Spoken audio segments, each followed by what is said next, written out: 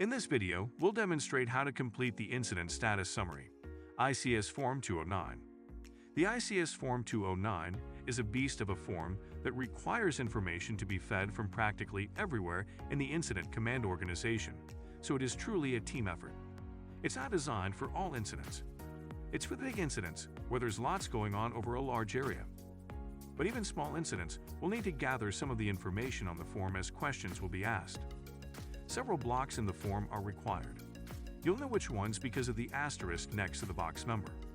We'll only go to chat about those boxes here. However, a fully filled out example can be found in the link below. Let's get into it. In Block 1, add the incident name. In Block 3, indicate whether this is an initial report, an update, or the final report. There's a field for a report number in case we have multiple reports over larger incidents. Within Block 4, write down the name of the incident commander or members of the unified command. When agencies are in charge, we list them here as well. In the case of a unified command, we list each commander's first initial and last name alongside the agency or jurisdiction they represent. In Block 6, write the incident start date and time using a 24-hour clock. Be sure to add the time zone as well. In Block 9, record the incident definition. Examples would include civil disturbance, flood, hurricane, or pandemic. With Block 11, add the time period the report covers.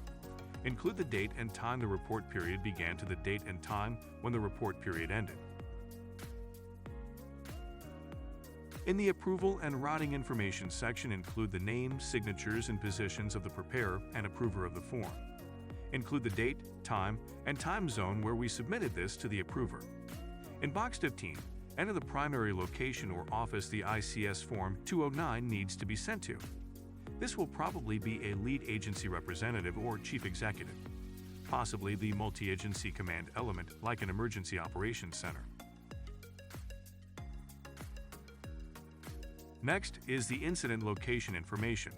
This information may seem redundant, but more information just means we have a more accurate form. Keep in mind that there could be several incidents happening at the same time, and this helps us define our specific response.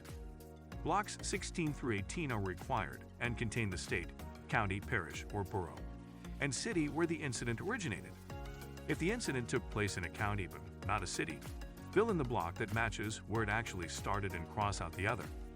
If the incident started in one jurisdiction but crosses the borders into another jurisdiction, we'd note that in Block 25 or later in Block 47. In Block 20, enter the jurisdiction where the incident originated.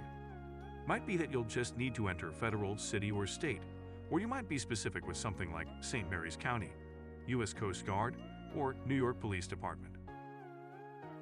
Block 25 is not too difficult. We just need to include a description of the area we identified in the previous blocks. It can be something simple like Central Maryland and Washington, D.C., or 20 miles west of Denver, Colorado. Typically, the Situation Unit Leader will provide the necessary information to complete blocks 24 through 27.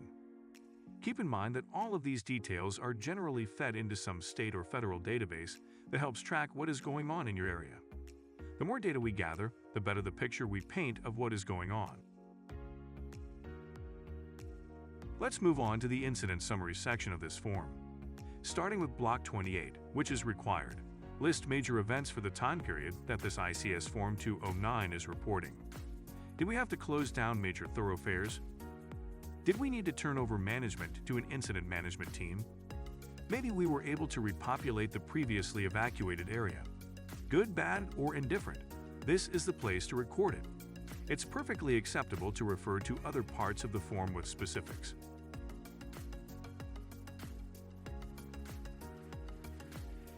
Block 31, which is required, is also a bit weighty.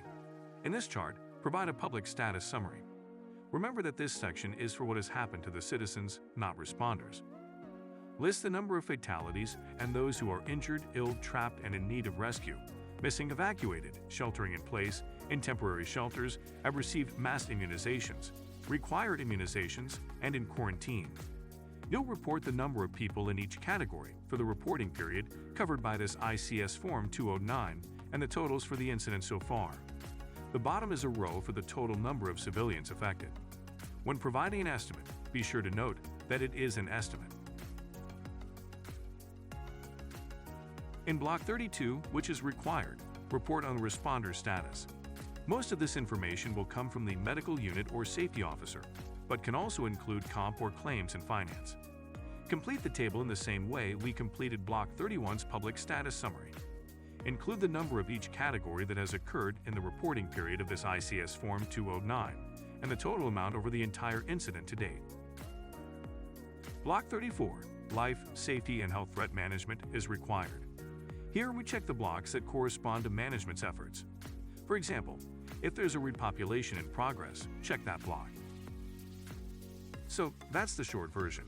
Make sure to check out the completed example along with the instructions in the blank form, both available below.